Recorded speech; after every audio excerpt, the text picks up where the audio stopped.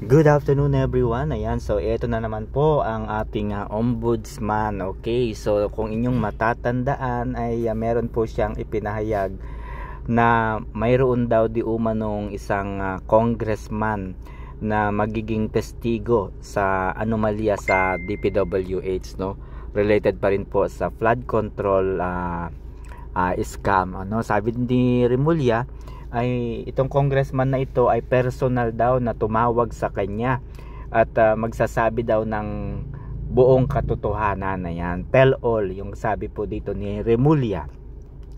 And kanina po ay nagpahayag na naman si Remulla at ang sabi niya, nagdadalawang isip na raw itong kongresista na ito na magsasabi ng tell all.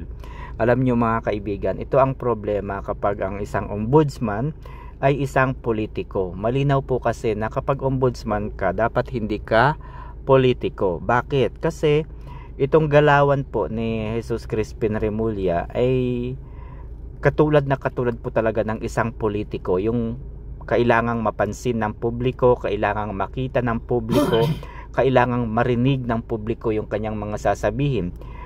The reason is to sensationalize the issue. When the issue was sensationalized, pag-uusapan, no? At pag pinag-usapan po yung issue na yon, magiging mainit na usapin po yon, hindi po matitigil yung issue. So magkakaroon po ng ingay, no? At kapag nagkaroon po ng ingay, syempre makalilimutan natin na ang totoong pakay natin ay bilang isang citizen ay malaman kung sino talaga ang nasa likod ng anomalyang ito ng sa flood control na proyekto ng DPWH. Okay, so ang ginagawa po ni Jesus Crispin Remulla ay lituhin ang maraming Pilipino. Kuhanin po yung attention natin, no? Para ma-divert po sa kanya. Para siyang sacrificial lamb na nagtatanga-tangahan na lamang, nagbobobobohan na lamang siya doon sa kanyang posisyon kasi imposible na wala po siyang alam. Abogado po yan at marami na rin pong karanasan pagdating po sa batas at sa mga trabaho sa gobyerno, no? Naging DOJ secretary, di ba? Hindi po yan makakapasa, no, sa bar kung wala pong alam. So, ang ginagawa lamang po niya kasi ay meron po siyang utang na loob, no? Meron siyang utang na loob sa taong nagluklok sa kanya sa mga posisyon na kanyang pinuntahan. So, bagamat gusto niya na maglingkod ng tama, napapalitan po ito ng utang na loob. Okay? So, ayun na nga mga kaibigan. Masasabi natin na itong si Jesus Crispin Remulla, ang strategy niya para makakuha ng atensyon at para mawala yung atensyon ng maraming Pilipino sa flood control scam na ito is mag-ingay, sensationalized yung mga yung mga plano niya, no, kahit alam niyang mali, 'di ba?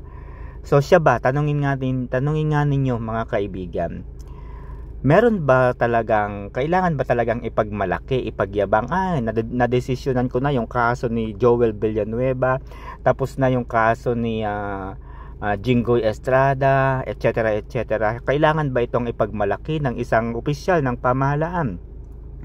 Kailangan bang ipagmalaki ni Samuel Martires na yung kaso laban kay Joel Villanueva ay matagal nang na-dismiss?